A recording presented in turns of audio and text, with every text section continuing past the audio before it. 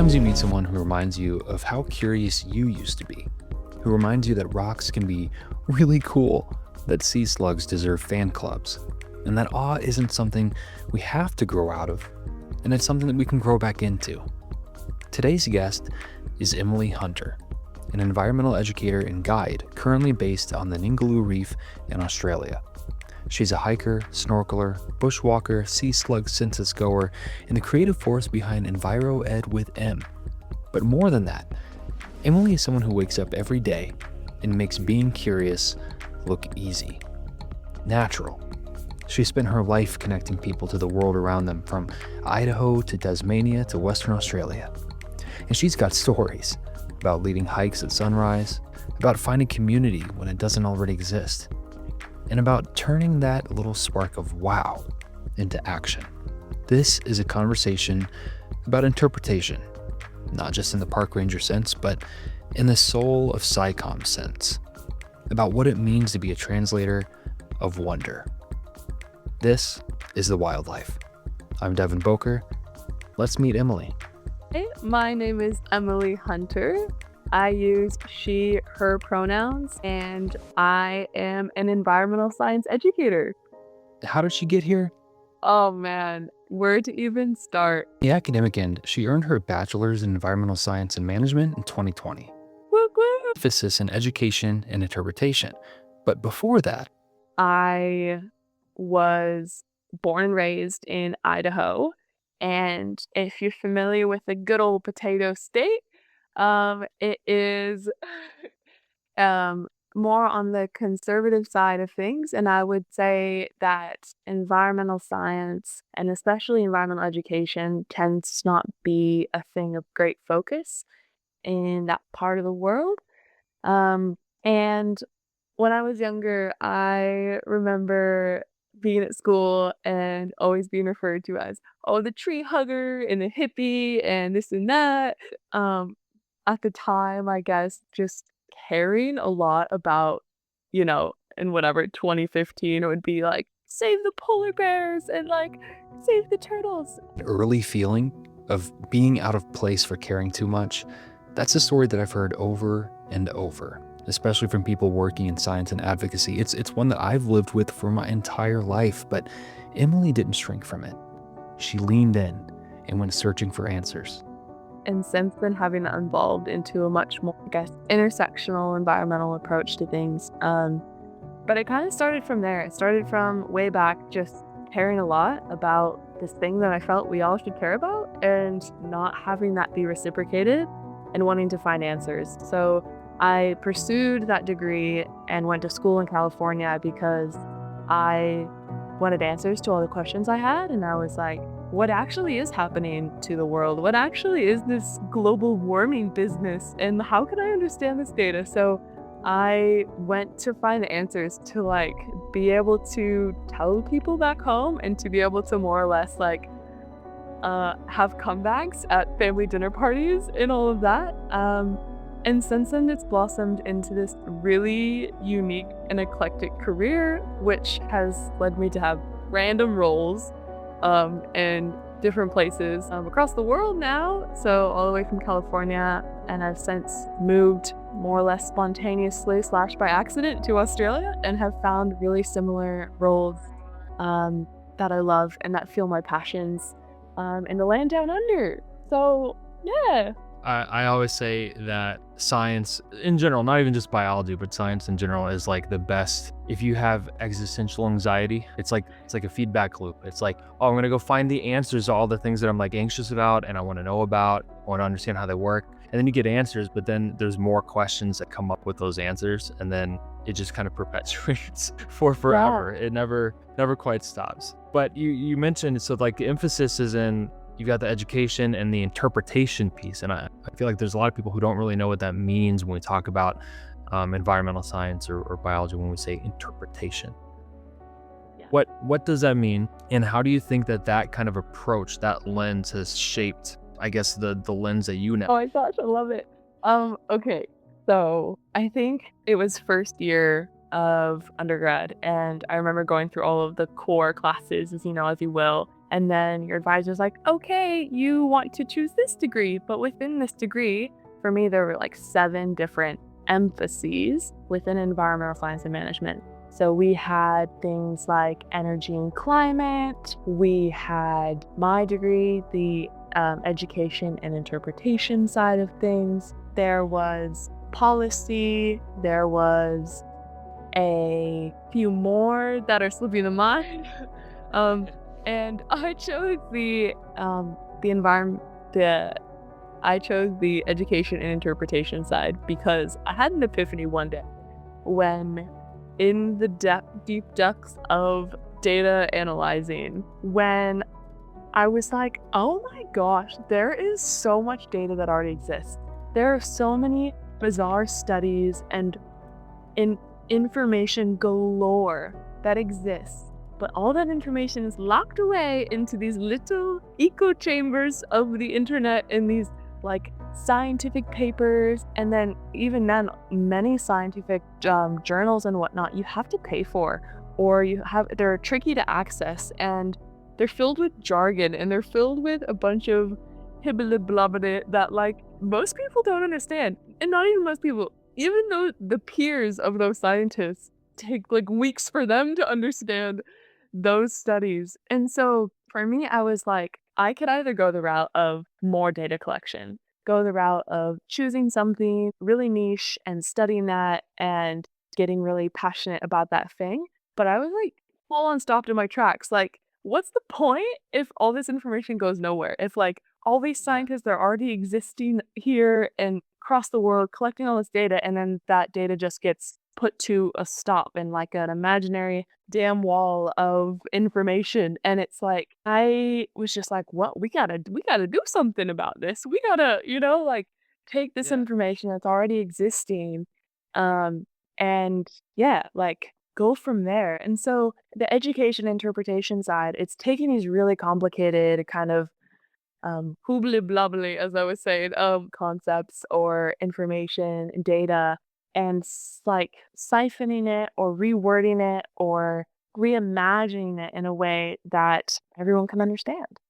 And it's an art form, actually, really. It's about Mhm. like taking something and kind of recreating it.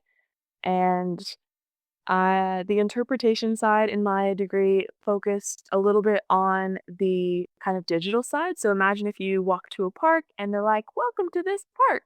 And it may have a little pictures of some species or some information or a map. That's kind of in the interpretation side of what I would do. So, like, kind of the sign, map creation, side of things. And also, if you go to in the States, we have lovely NPS, National Park Service System. So you may be greeted by like a ranger or someone who is there to deliver interpretive talks or kind of talk to you about the area. So that's kind of the interpretation side of it. And the education side of it dealing more with typically school kids, after school programs, in school programs, that sort of thing, kind of more embedded into the education system side of environmental science. While some people are out chasing the next data point, Emily is chasing connection. And the way that she talks about it, it doesn't feel like a job. It feels like a responsibility, a kind of gentle rebellion against a world that so often feels indifferent and callous. Yeah. Yeah. Yeah. And so it's so important. I I wanted to elaborate on the interpretive piece because like there's kind of like the two pieces there. So because I was a naturalist for a state park. I was a park ranger for a federal agency, and your job title is like interpretive naturalist. And then when you tell people, like they're like, "What do you do?" Like, I'm an interpretive naturalist. I'm like, what are you interpreting? I'm like, so many things. The land, the different animals, like everything kind of speaks in its own language, and your job is to kind of, at least on that side of things, is to kind of figure out what is being said through the land and through the bird song or whatever it might be. But then there is, of course, yeah, like you mentioned, the interpretation of big word science, which is always so funny to me because every like practicing scientist that I know, they don't like day to day speak that way, right? Like they have to go through hours and hours and hours of like trying to make their paper sound complicated, only for people to have to try and simplify it. like what? Hello? It doesn't make a lot of sense. It drives me crazy.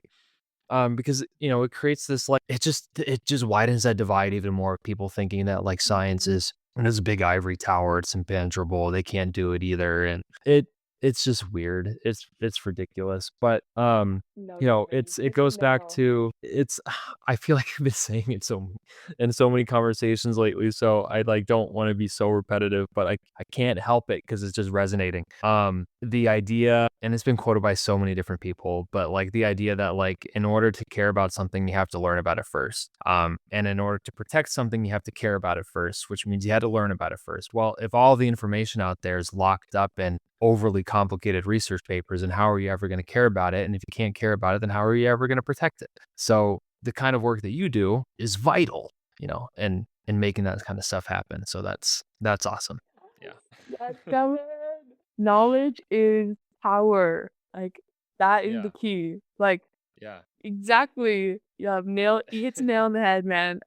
Again, I know what you mean. It sounds cliche and blah blah, but like it absolutely is. Um, and I've had the great fortune and privilege of being in roles to be like the bridge and be kind of that connector piece between um, people, whether it's kids as young as like kindergartners, all the way up into like people in their 80s and 90s in the last couple of years, and like Mhm. being with them in natural environments and either going on walks with them or doing scientific experiments with them or like simply, yeah, just existing out in nature together and having people reconnect on a really simple level with the world around them is like that first piece. And Mhm. while knowledge is power, like the precursor to that is also being open to awe and curiosity. Now, I've got to say, that line floored me. The precursor to knowledge is awe.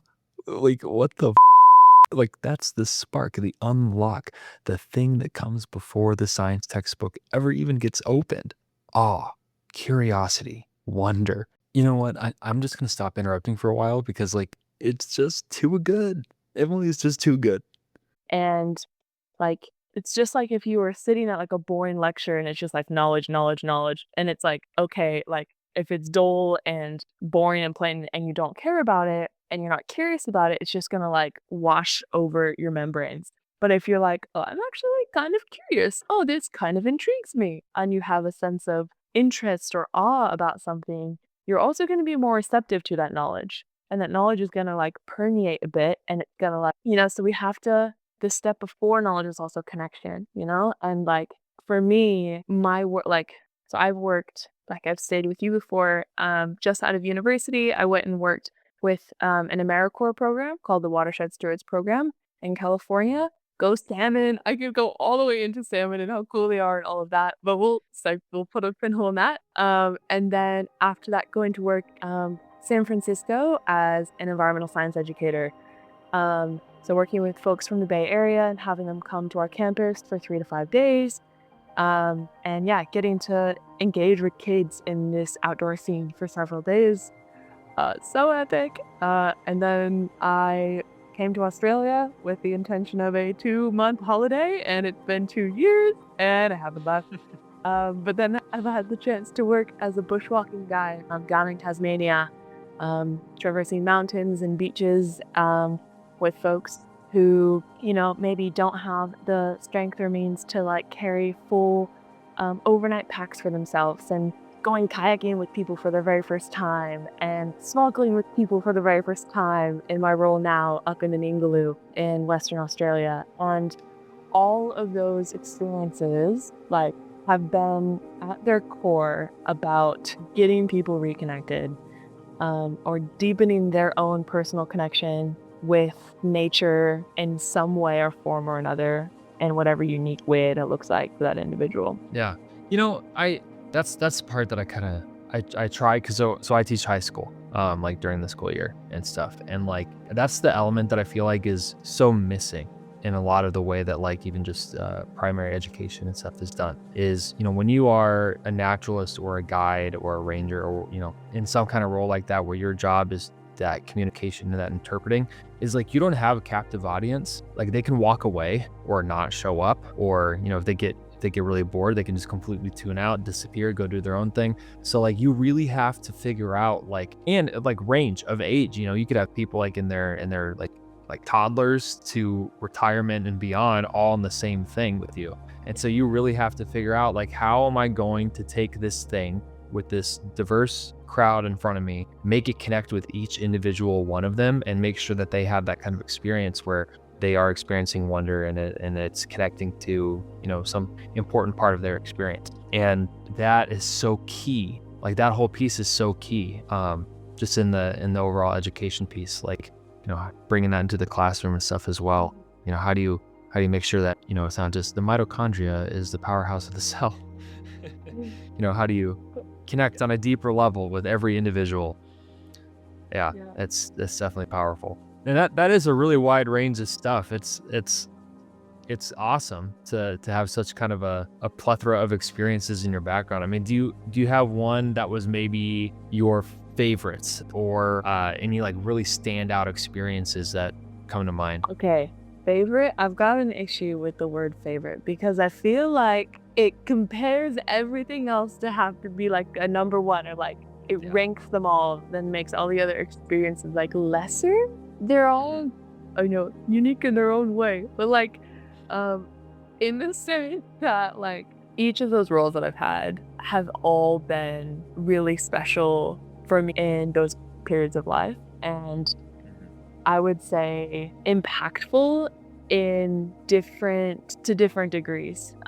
There's a vast difference between, going to the beach with a group of BIPOC students in the Bay Area who've never seen the ocean before, have lived in California their whole life, and are like, afraid to sit on the sand to get their their clothes dirty, and then working at a eco safari lodge here in the Ningaloo with like people with lots and lots of money and taking them snorkeling. Um, and it's like they're very different, and I appreciate them all for the uniqueness of like what they've been able to offer me as far as places to experience. But yeah, favorite, I don't know. I mean, I could go on and on about different stories that I've had for sure in like at each spot, but I think like even today, got to take a group of 12 folks out on a beautiful snorkel. And if you've ever been snorkeling, which I hadn't had any ocean experience as well until like later in my life. I'm from Idaho, let's not forget that. But when if you ever have like something in your mouth and you're like excited, or you like see something, it's a lot of just like and like cider grumbles and like screams and like people pointing and just like being so stoked on like the littlest fish and like all the colors in the underwater world. And I can't help but just like be filled up with like just excitement and just like love, and yeah, feeling good after a day bringing people out onto a beautiful part of the world. And yeah, getting to do that is such a privilege. I've only snorkeled one time. I'm so afraid of water. Like I'm pathetic with it. Like I went in, I was like terrified because like I can't see the bottom, and it was like 20 feet deep. It wasn't even that horrible, but it was a really really cool experience. I really want to do it again. I just got to get near the ocean again at some point. So like you do that. You're a nature guide at the Ningaloo Reef, which is really, really cool. I mean, what does a typical day look like? What are the things you kind of see? Is there consistent stuff that you see on a day to day, or is it kind of touch and go? Yeah, great question. I have got hired on. Yeah, this is part of Western Australia that's quite remote. Perth is the most remote capital city in the world, and I'm about 14-hour drive north of that. So we out here, as they say, and the staff they hire are pretty much all arounders. So we all kind of do a little bit of everything. Do a little bit of, kind of the front of house work, hospitality stuff, this and that. And on my lucky days, I get to be a guide and go out and point at turtles and go on hikes and all of that good stuff. Um, so today, for example, I woke up at about 5 o'clock and got myself ready to go on a sunrise hike with our guests. So we took them up to a place called Mandu Mandu, um, just around the corner from where I'm at, and it we do a little bit of star talk at in the very early morning before the sun rises up, and traverse them safely up on it through the trails, and do a lot of interpreting. Hey, eh? So not just language interpreting, but interpreting of the trees and of the rocks and of the sky and the land and the sea about what we see and kind of what's happened there in the past, and do some of the talking for those things that can't talk. Um, We've got a lot of rock wallabies, black-flanked rock wallabies that inhabit those areas, and some incredible natural history, and geologic history in Australia that I don't have the time to get into all of it, but absolutely thrilling stuff. And then the salvo or afternoon, some Aussie slang slipping in there, salvo. Um, and this afternoon we went down to a lovely beach called Turquoise Bay and did some drift snorkeling around and talked about the different species that we were seeing, and went on a little hunt for some butterfly fish and turtles and all the fun stuff. And yeah, that's on a good day. Get to have some fun in the water and get out there and yeah, allow the guests to experience a really unique part of the world. That sounds like a perfect kind of day. The Like, three of that us. that just sounds yeah, that just sounds amazing. In Australia, oh my gosh, I wanna go so bad. I'm looking at maybe doing a class, like a student trip thing, but it wouldn't be until, like, 2026. It's a while. It's a while away, but I don't know. Total dream right there. Yeah. I Especially mean, the just thing the that's reef great. areas and stuff too. Yeah. Oh, yeah. I mean, so you've got the Great Barrier Reef, which I'm sure Mhm, yourself and most people listening have heard of before. But the mhm. Ningaloo Reef is an equally incredible reef. Um, it's not so there's barrier reefs and fringing reefs, and the Ningaloo Reef is a fringing reef, which these are just terms given to discuss or to say how far away the reef is from the shore. So fringing reef is much, much closer to the shore. And this makes it really accessible. So you can just like strap on your mask and waddle out and boom, you're in the reef in like a few feet versus a Great Barrier Reef. You have to get in a boat and like drive for quite a ways off the shore to get into. So people say that the Ningaloo Reef is actually um like, say again, I hate superlatives. Not better. There's no better or worse reef. But it is a much more accessible, I think is a fair thing to say, accessible reef than the Great Barrier Reef. Um, Yeah. which yeah, makes it pretty epic to live so close by. Yeah.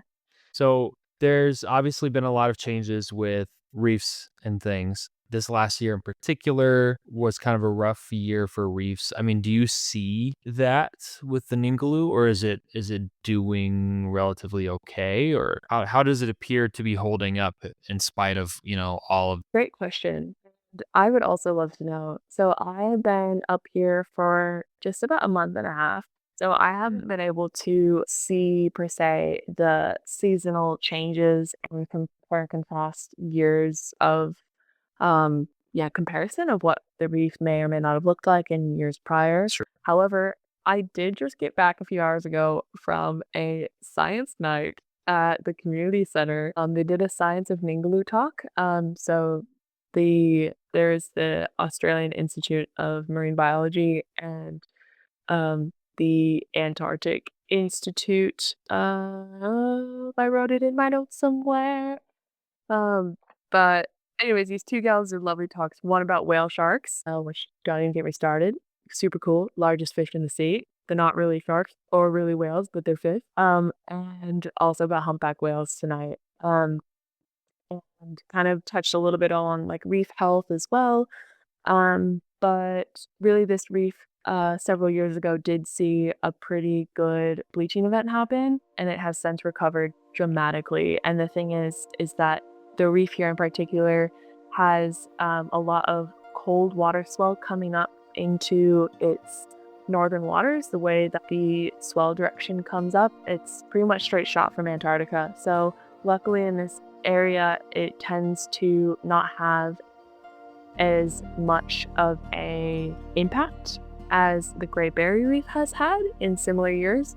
So it's got a little bit of a buffer zone, and scientists are actually looking at using coral samples and like polyps per se for repopulating other areas that are maybe less healthy. So it's all ever changing. And coral is so cool. It's an animal. Dude, it's an animal. It's like people are like, oh, it kind of looks like a plant because it's like a planty and it's like stuck in one spot. It's got to be a plant. It's an animal. Oh my gosh. Just that fact alone, we'd all just got to sit with that for a minute. Like, Yeah, I one of the things that I started this last year was, so in my classroom we have a 125 gallon saltwater tank, and so we're slowly working on trying to build it up as a reef system. And just like all the little intricacies that go into that and the little subtleties of balance and things. And then of course, you're trying to introduce corals and things which are so touchy. And then kids are always like, you sure that thing is alive? You sure that's an animal? And I'm like, yeah. And I look at the, like the little tentacles and things, and they're just like, no, I don't think that's right. I'm like, yeah. And we look at the anatomy diagrams, and they're just like, but what about those hard ones? And like what? And yeah, they're just so wacky. cool. Yeah, What's yeah. And like sponges. Sponges are a whole other one. Yeah, where it's just like they can be so cool and diverse. I mean, like glass sponges, like deep sea sponges basically just made out of glass. And like some of them can live for like 10,000 years. Like that's insane. Like there are glass sponges in the deep Arctic Ocean that were alive when people were crossing the Bering Strait. Like that's nuts. But no one cares about sponges. Sponges are just a plant. Like, no, it's not. Someone alarm the bells. Everyone needs to know. Support the corals. They're not plants. They're not just plants, guys. Oh, no. Yeah. Okay. Slight tangent, but on this note of ocean curiosity, because as we all know, what is like the fact our space is more known than our oceans, or we know more about space than about our own oceans, right? Like we all kind of heard that before. Um, I had this thought the other day.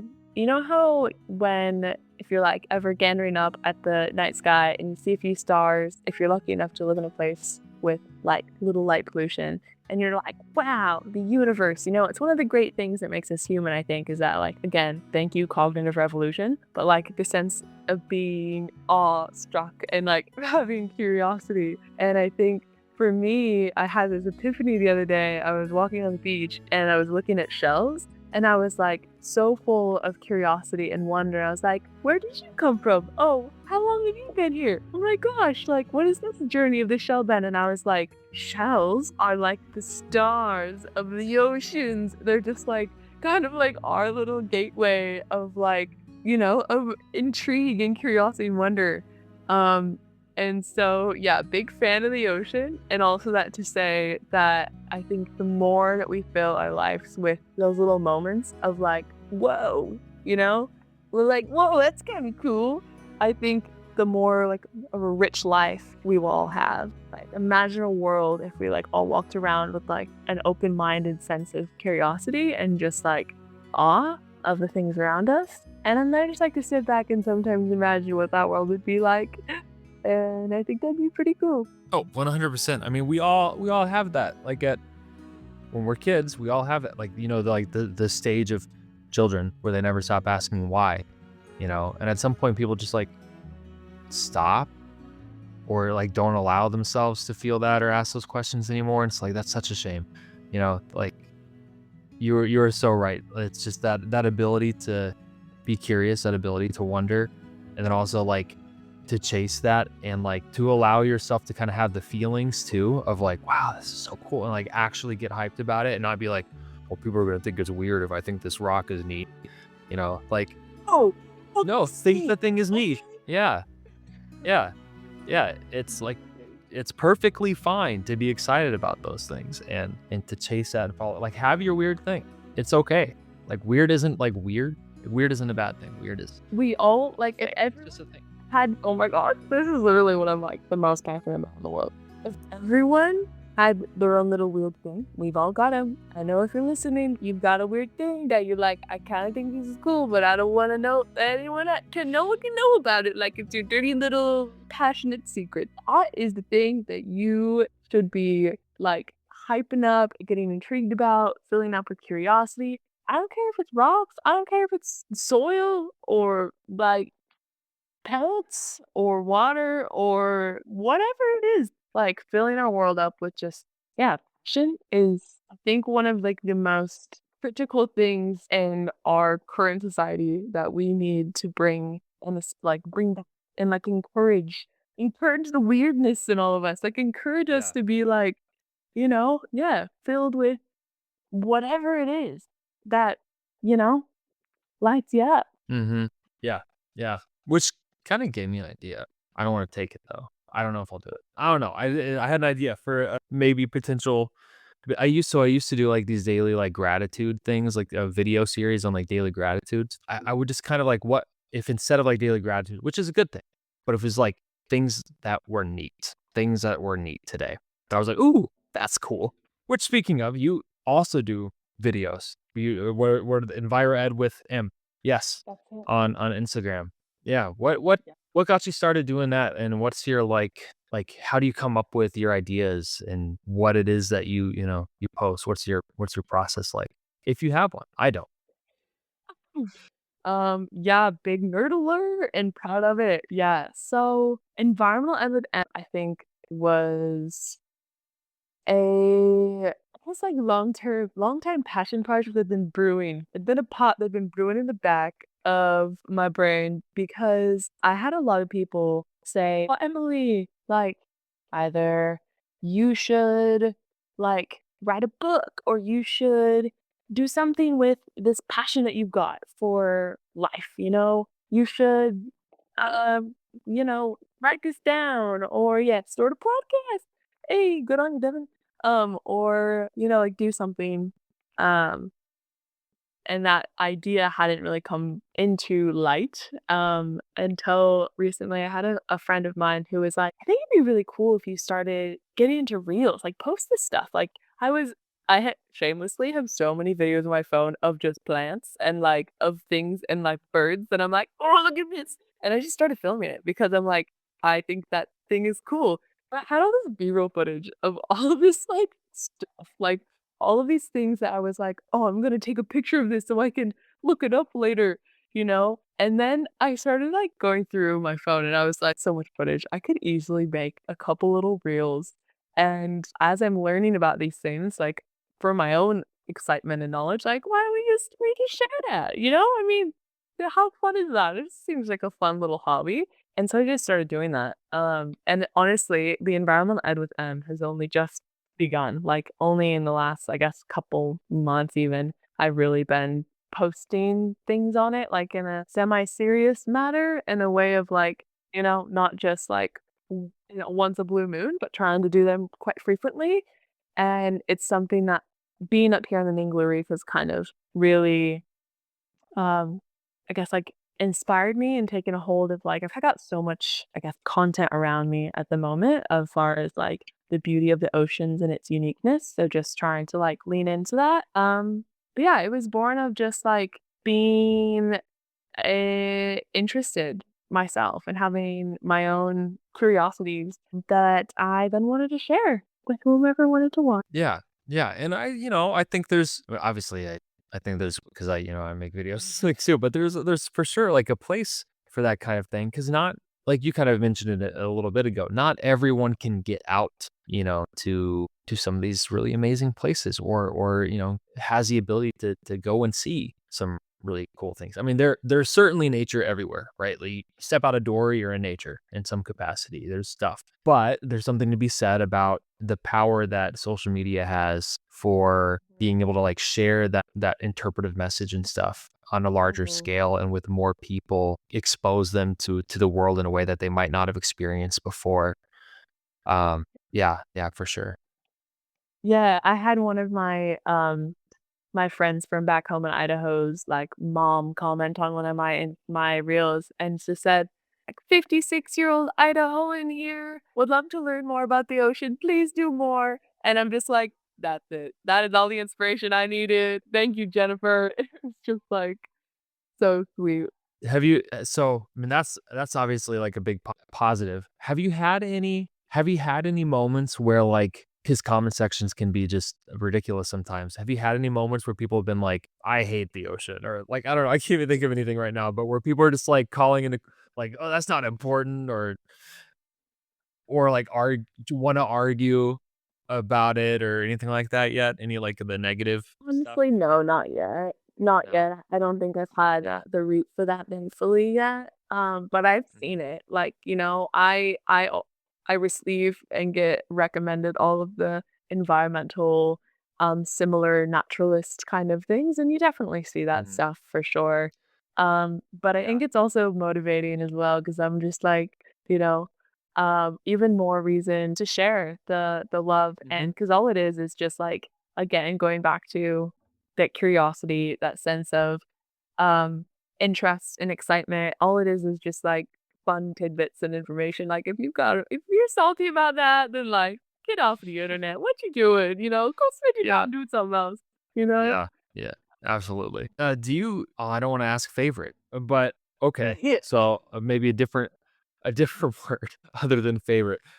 So, mm, If hmm, do you something have I've any enjoyed, what particular natural spots, places that you've been that, like, hold an extra special place in your heart that you find are, inspiring to you, inspiring in the work that you do, maybe inspire, the videos and the kind of content that you make, like, that maybe a little bit more than others? Not favorite, not better, but a little bit more. so, um So I used to have this saying, I don't know if I say used to, I still do. My favorite dog is the dog I've most recently pet. I think we can all kind of like attest to that. Like, my favorite like dog in that moment is the dog that I am petting. You know what I mean? And I think that translates as well to like natural spots and the beauty that I'm in that moment. Like, I don't know. I feel like really happy with my outlook on where I am at the time, whether it's just like being present or the ability to just like appreciate something for what it is. I think it's a skill and I think it's really important. So, yeah, sure, I've sat underneath Half Dome and standed up at the granite rocks. And I've, sat in temperate rainforests and looked up at the trees and, all of the I've been in some spectacular parts of the world. Snorkeled in reefs and the scuba dive, the Great Barrier Reef, and like, yeah, sure, I felt awe in those moments. Absolutely.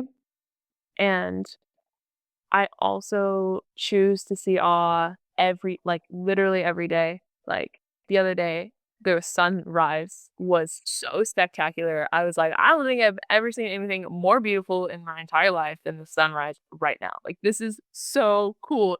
I got everyone out of the kitchen. I was like, "Guys, you gotta check this out right now. This is, like, the most important thing, like, happening in the universe in this moment is the sunrise," right?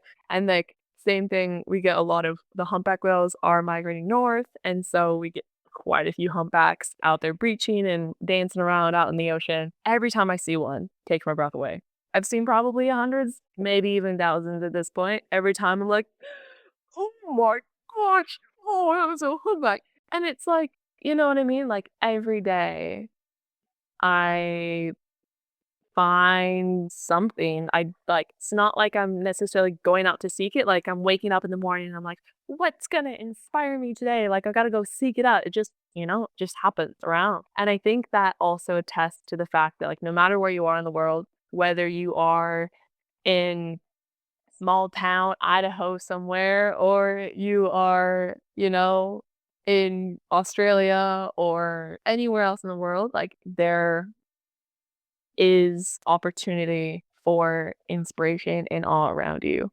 Um, and on that same note, though, I wanted to say too that kind of in the name of like getting involved and in the name of inspiration, I think for me, I've personally found a lot of inspiration in like the people and the culture around me and kind of like what's happening in my area.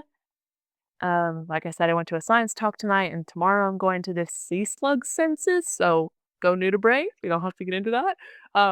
But I also will attest to the fact that I've lived in places where those things don't exist. I've lived in places where, like, I have felt that there isn't a community like that I've wanted to partake in. And if you want to be involved and get involved in those things, if it doesn't exist,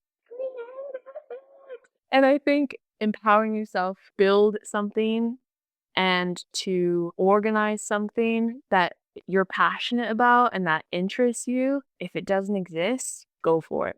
If you're thinking about it and this idea's even crossed your mind and you're like, oh wow, I feel like I really like this thing to exist. Boom. The idea has called to you. It is now your mission for that thing to come to fruition.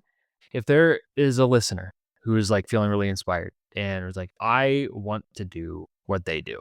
I want to go down a similar path. I want to have similar experiences. I mean, what would be your advice for, maybe first steps? Absolutely.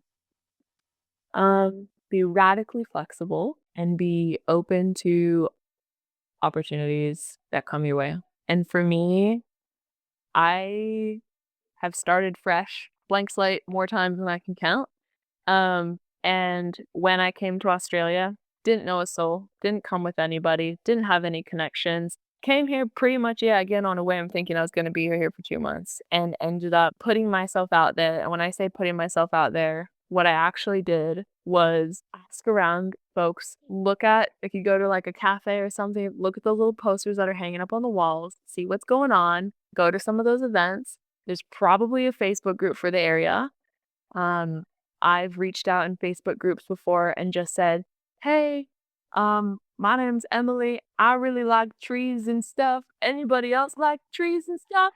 And the number of people who have been like, "Oh yeah, me. I like trees and stuff. Let's go organize a beach cleanup, or let's go talk about nudibranchs together, or let's go, on a hike." And those connections that I've made just by engaging in the world around me, just by being open to connection, being open to possibilities is exactly what's gotten me where I am today. It's gotten me the jobs that I've had. It's also gotten me involved in all of the organizations that I've been involved in along the way. So like in each community that I've had a chance to live in. So I tend to like work and live in a place for several months, and then I'll travel to, a little bit down the road, stay there for a bit, travel a little bit, stay there a bit. And each of those places that I've called home or stayed, I've gotten like really involved in whatever local organizations that I've been in. So along the East Coast, up near the Great Barrier Reef, I was involved in this organization called the Keppel Island Environmental Education Center. And the only reason why I got involved with that is because, yeah, I made some posts on Facebook about wanting to get involved with any ocean stuff in the area. And if anyone can point me in the direction of if there's any ocean stuff. I'm pretty sure I literally said that in the Facebook post. And then someone reached out and was like, "Yeah, I know a gal," pointing me in the direction of like someone who could, connect me to someone else, right?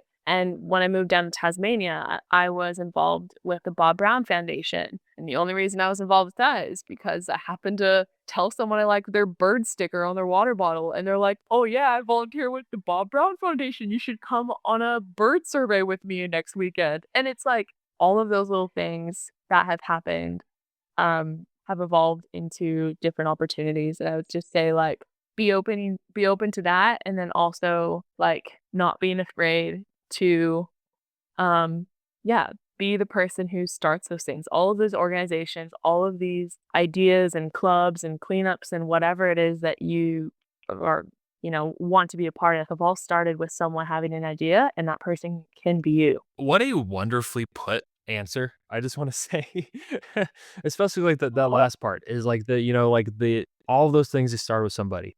And I feel like today with all of the things going on in the world, even if you just go, "Ooh, let's focus that in on environmentally, the things that are going on in the world or with the climate. It's so easy to be like, wow, that's just too big. I can't play a part. I'm just a person. I'm just one person. It's up to the corporations or whatever it might be. But people, that's just like our human negativity bias going really, really strong.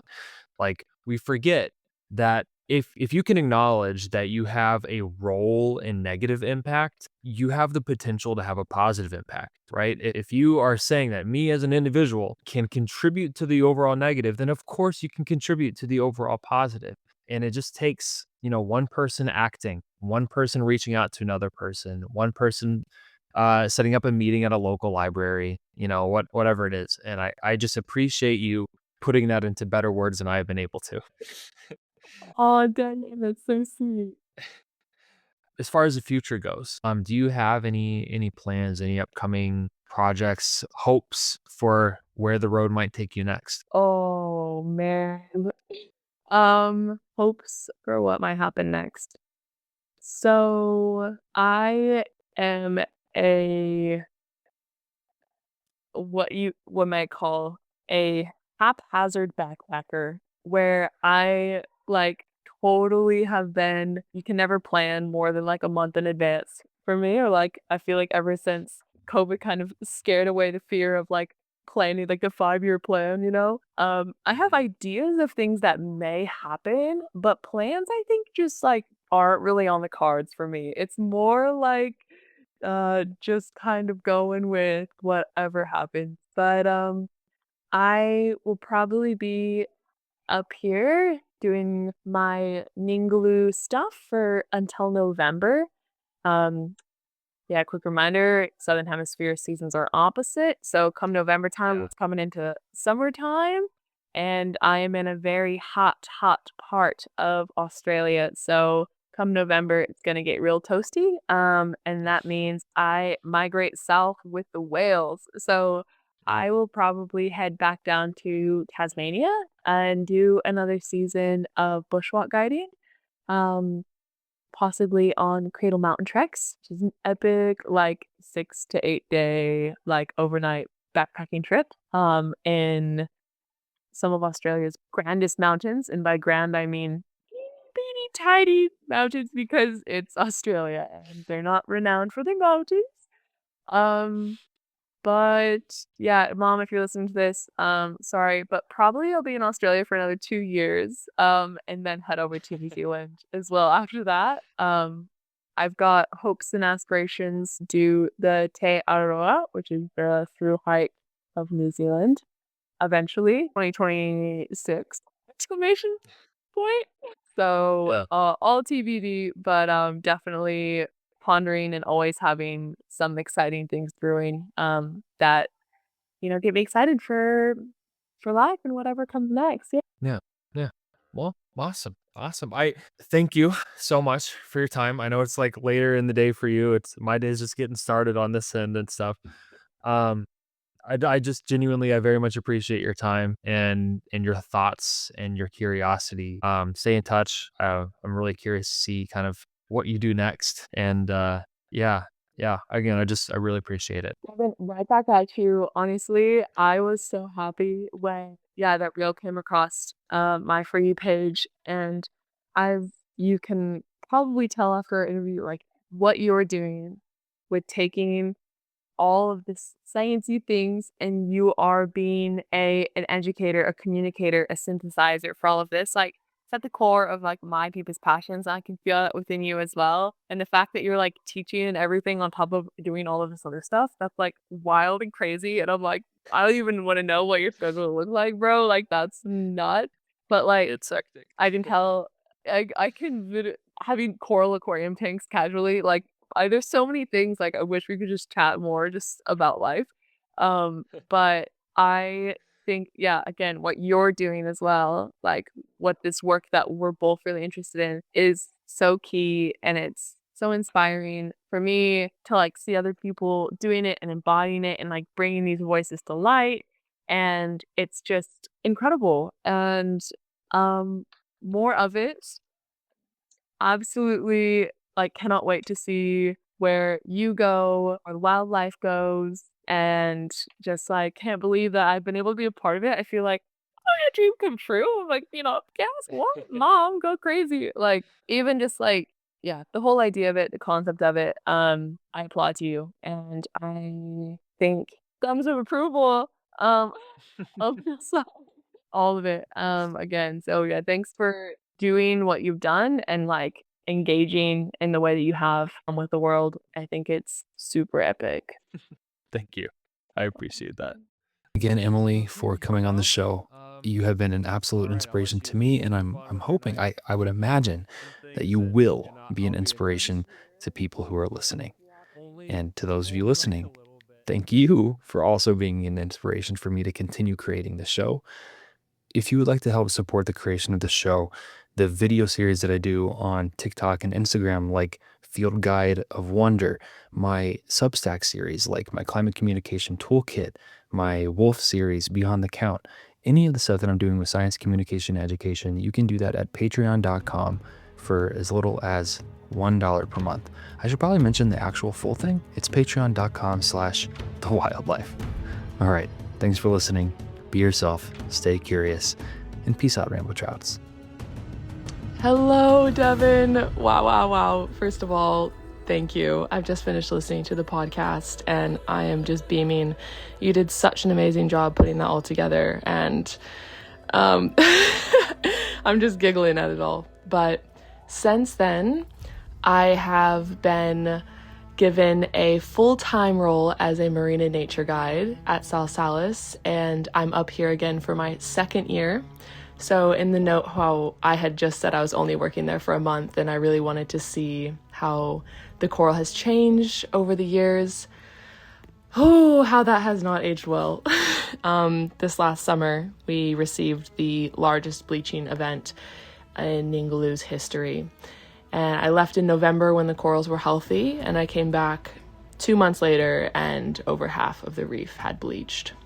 So I bear complete witness to these sites that I was going to every single day had changed dramatically, going from extremely healthy and full of life to, I would say, half of it had bleached.